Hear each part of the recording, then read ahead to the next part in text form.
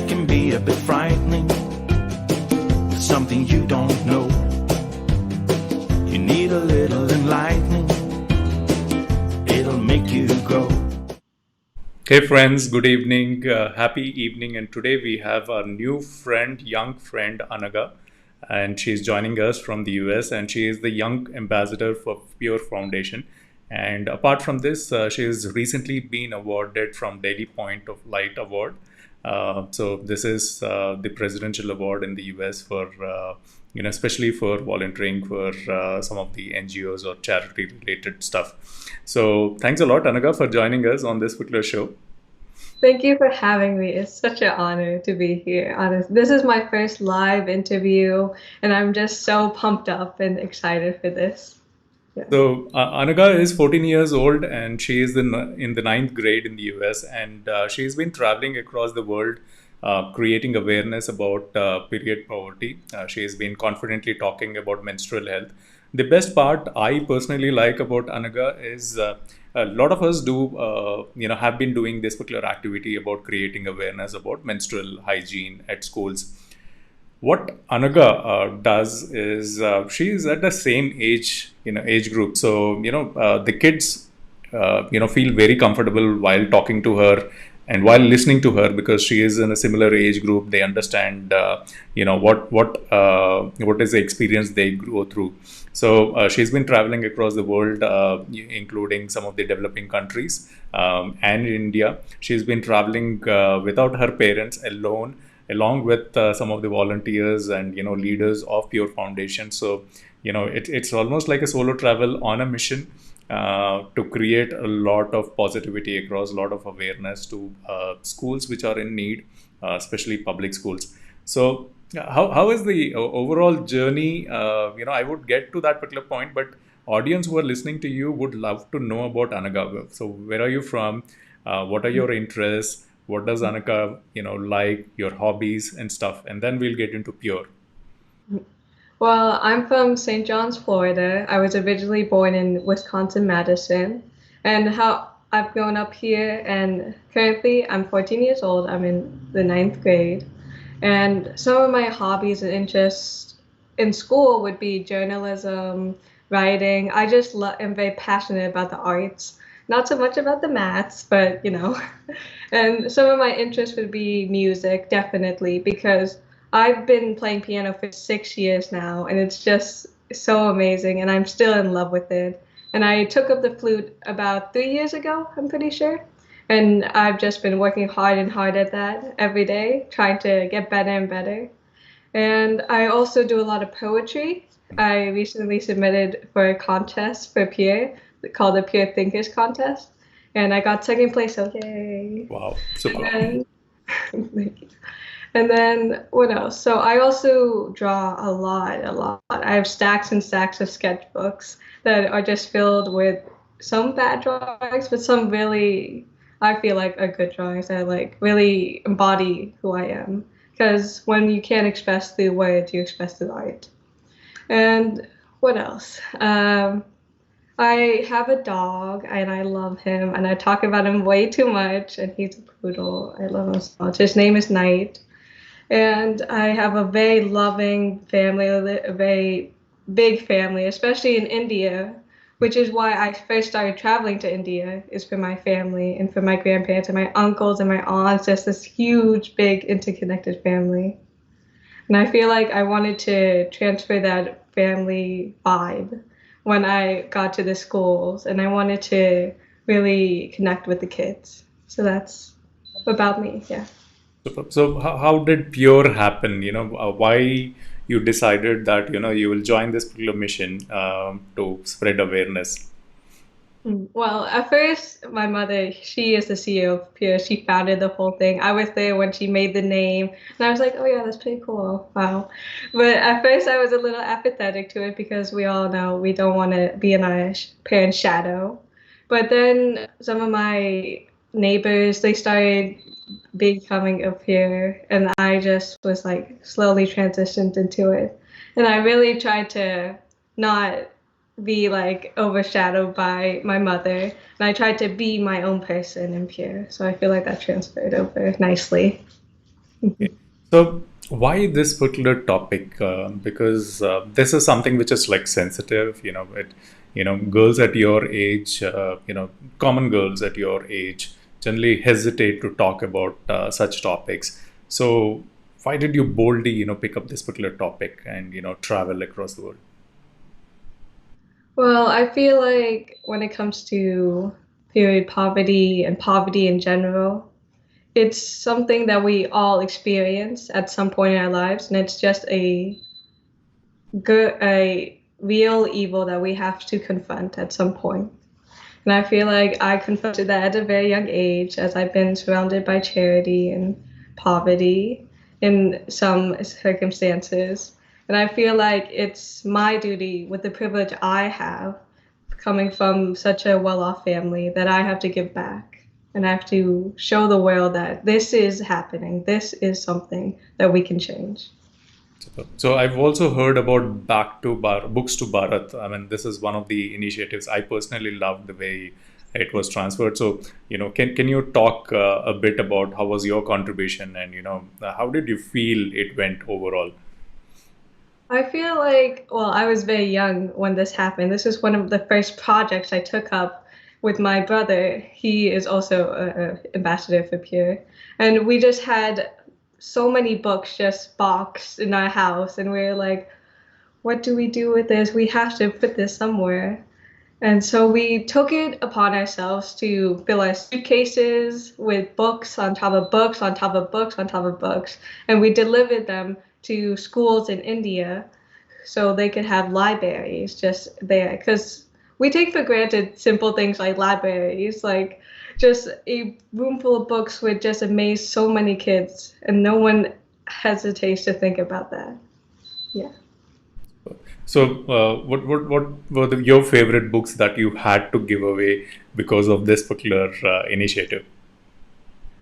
I feel like we definitely took a lot of the more popular books like Harry Potter, Percy Jackson. Those ones, I feel like my brother was like torn apart when he put those away. Yeah. Okay, so Pure Fem is another initiative where where all of this is coming, and you're not only for India, but you were also focusing in the US. You were advocating this in the US. So how did it happen? How many people? Did you have your friends? Volunteer? Did you all collaborate and make this happen? I definitely, well, Peer, I know it may seem hard to believe now, but Peer was so small when I first joined.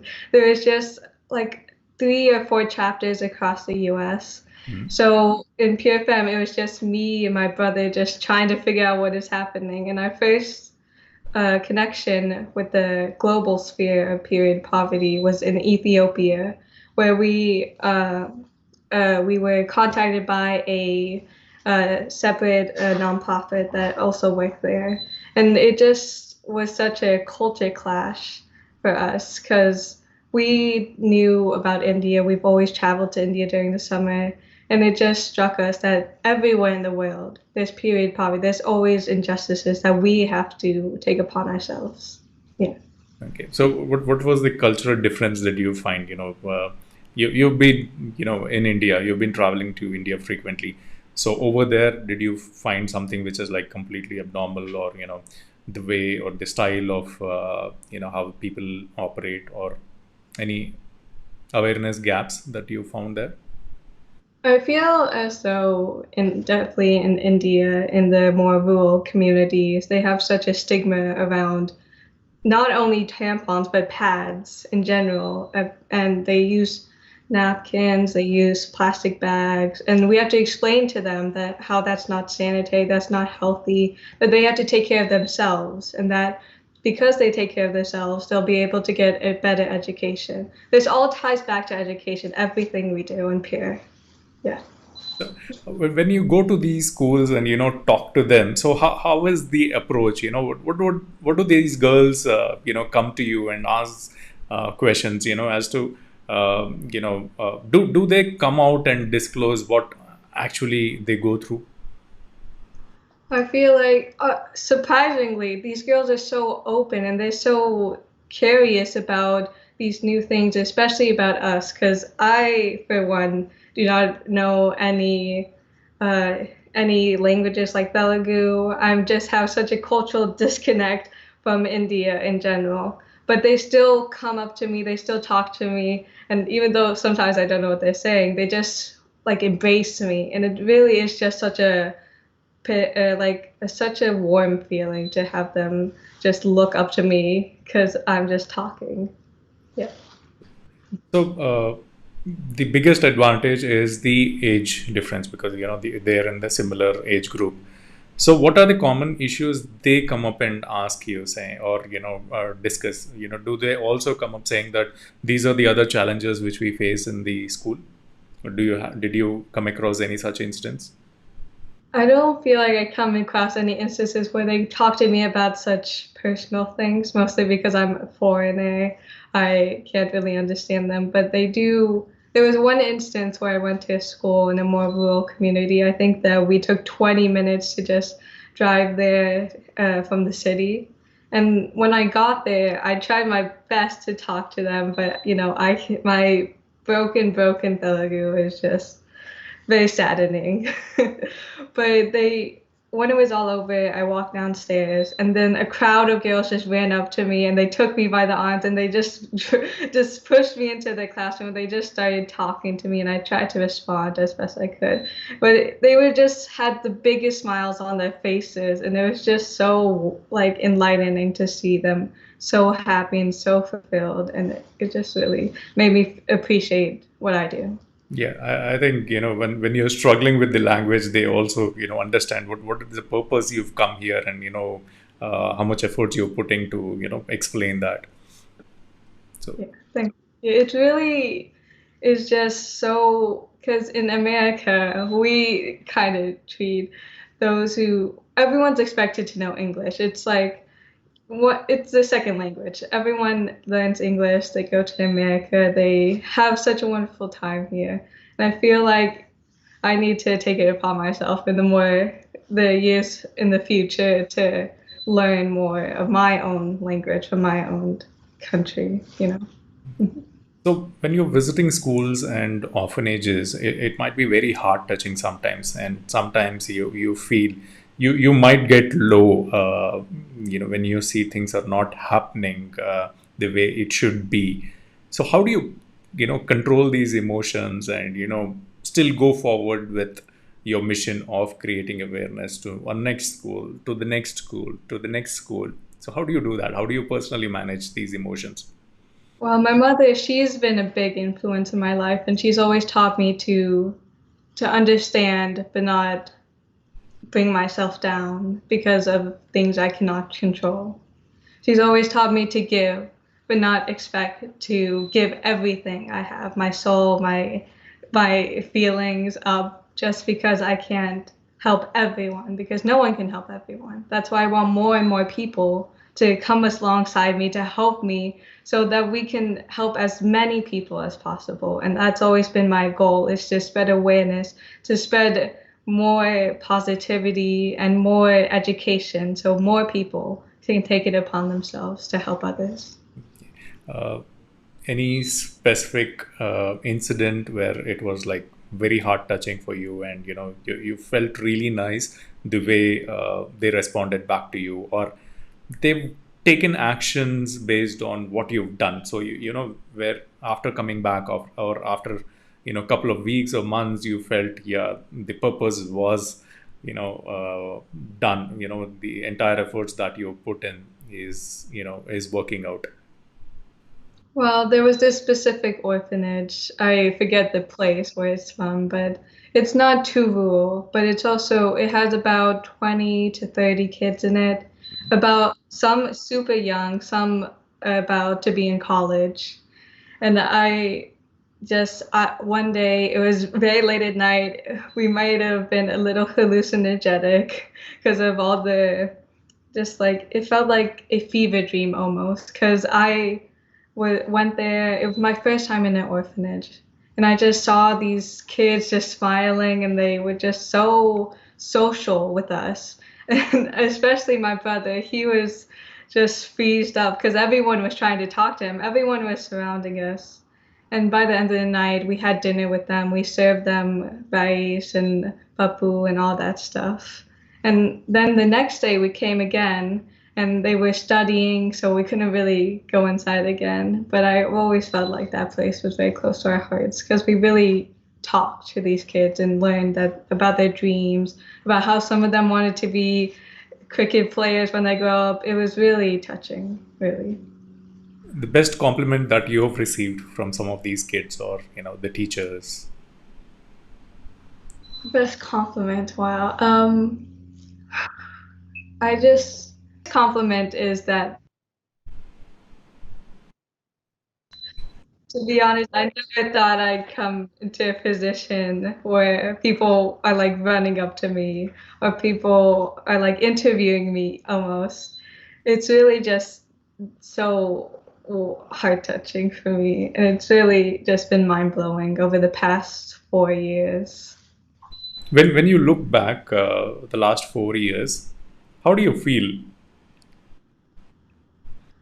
It's all gone so quickly. I mean, Pure has exploded. Pure has gotten so much bigger than I can even fathom. And it's going to keep on growing. It's going to keep on progressing. And I feel like I want to be a central part of that. I want to be, because I feel like a lot in my younger years, I didn't really understand the impact that I was making in the world. And I want to harness that with my new knowledge and my new wisdom. I want to be able to spread more and create more and educate more. What are the topics, Anagha, you cover during period talks when you go to these schools and orphanages or locations where this is required? So what are the points which you insist or stress on so that there is a proper awareness? During our workshops, we definitely stress the cycle, and we definitely stress how properly maintaining menstrual hygiene is crucial to one's health. It's not something that we should stray away from, because once we stray away from it, people get lazy, people get sick, it's heartbreaking to see these kids not being able to understand who they are and their bodies. I feel like that's what we strive, is to break that taboo. Okay. So do you only preach this to the girls? I mean, do you take the girls aside in the school and talk about these topics, or do you also include guys, boys there, so that they also understand that this is common and not to treat girls well or to take care of them when they need help? It's so important to include both boys and girls in this conversation because menstruation affects all of us. It's a global initiative. It's a global problem. Everyone is affected by menstruation one way or another. And especially in some schools, the bullying and harassing of girls is really extreme. And we want to stop that. We want to break the stigma. We want to unify these kids together because they are striving to the goal of education. Okay. So friends, I have a short movie of all the photographs, all the activities and initiatives that Anagha has done. So let me go ahead and play that, and we have few more questions for Anagha. So here is the short movie.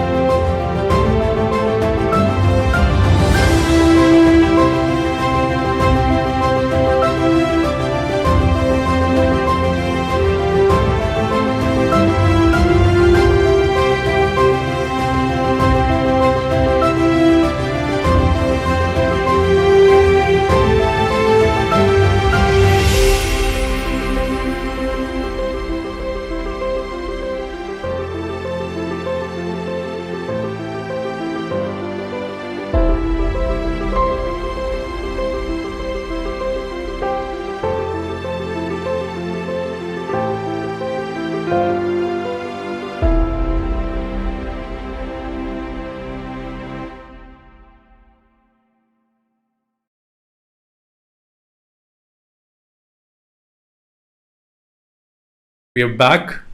Awesome activities, nice initiatives. I've also got to know that through Pure Youth, you organized, you know, okay. So I've also got to know that you've organized, established a program through called Period Pantry. Okay, Uh, in your hometown. So how did that go? How did the idea come? And what are the supplies you've included there? well, it started when we wanted to have a more local initiative, definitely integrate our program into America, like workshops and webinars such as that. And so at first we went through Facebook. We asked for donations of pads, tampons, liners, etc. Because especially here in America, we're more open to these different types of menstrual hygiene products. So we definitely try to contact Title I schools, which are schools that are in the lower poverty level. And we try to target homeless shelters who are in need of these menstrual hygiene supplies.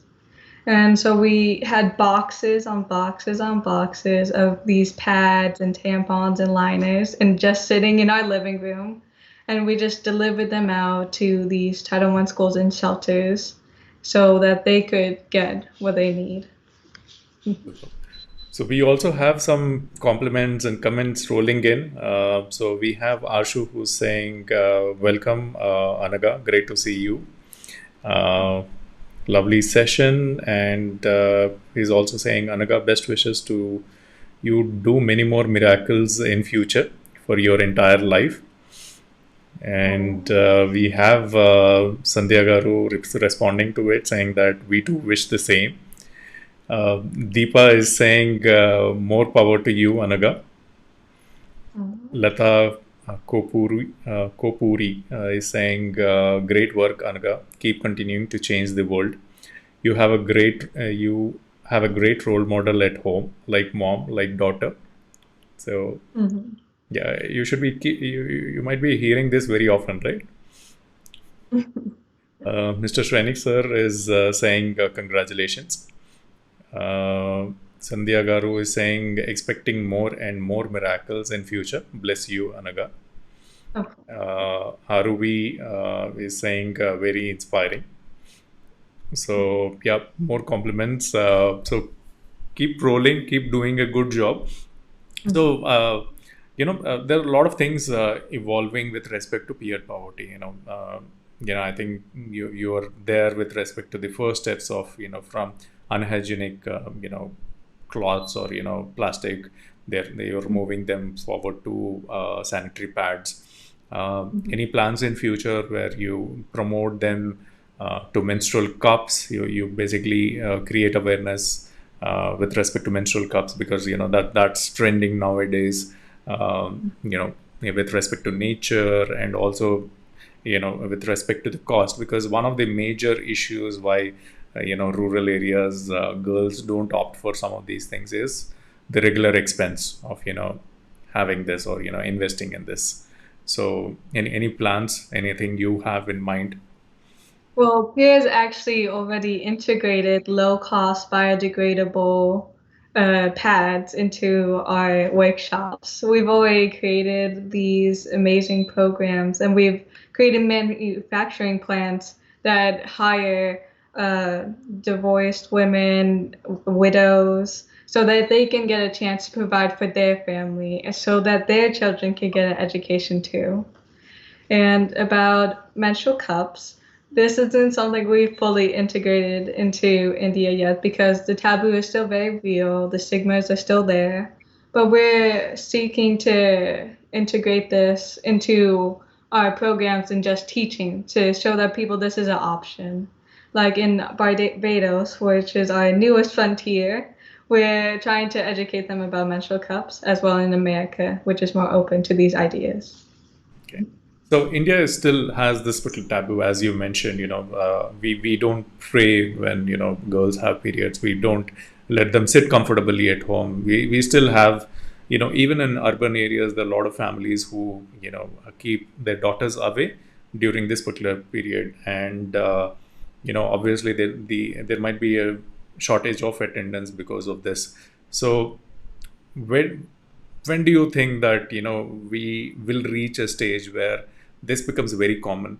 A girl can comfortably work, go to school, take proper rest when required, continue life normally. And what support do you think people should do, including boys, men, everybody around, to make this really successful, where nobody need not put this efforts of creating awareness again and again?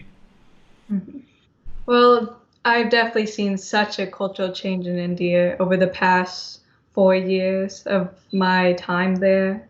I feel like somehow in the near future, there's just going to be this miraculous moment where everyone just comes to realize that this is human, this is biology, this is not something that is has a greater connotation. This is human. That's what I want. I feel like India is coming to understanding in the next few years. And about having boys and men in the conversation, it's all about having productive discussions. It's about having that knowledge, it's about education. We have to include these boys in education. We have to include everyone in education. I feel like in our homes, we have to sit down, both boys and girls, and have the talk, per se. Yeah. So, can you talk about the recent award that you've received, Presidential Service Award? How did that happen, and how do you feel about it after receiving it? Well, my mother, she's a big advocate of what I do, and she definitely pushed me to reach out to these award companies, these organizations, and so she reached out to them, they reached out to me, and we set up an interview where they talked to me and they talked about what I do and what I'm planning on doing next. And it just felt so surreal because I never expected to get this award. I never expected that all this would happen to little old me. And it just blew my mind when I saw my face on their page, scrolling through their award section. And it's such an honor, really. It's such an honor to be able to have that opportunity where I get to be recognized for what I do, and other people can recognize that change is happening. So, couple of years down the line, what do you want to be recognized as? Anagha, as what is the mark you want to make? I want to, well, oh gosh, that's a big question. What do I want to be recognized for? I want people to look at me and have an open conversation at me when we first meet. I want people to be social around me. I want people to feel like they are better because they are around me and they're around what I do and what we can create together.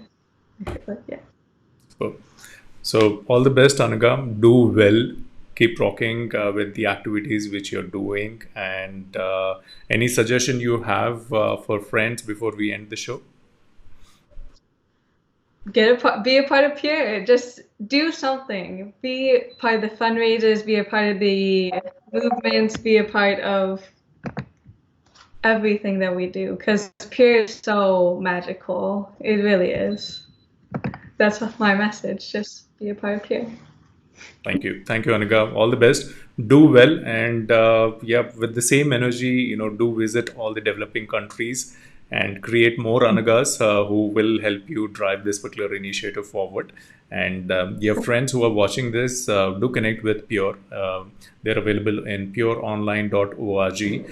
And if you're young, be part of Pure Youth.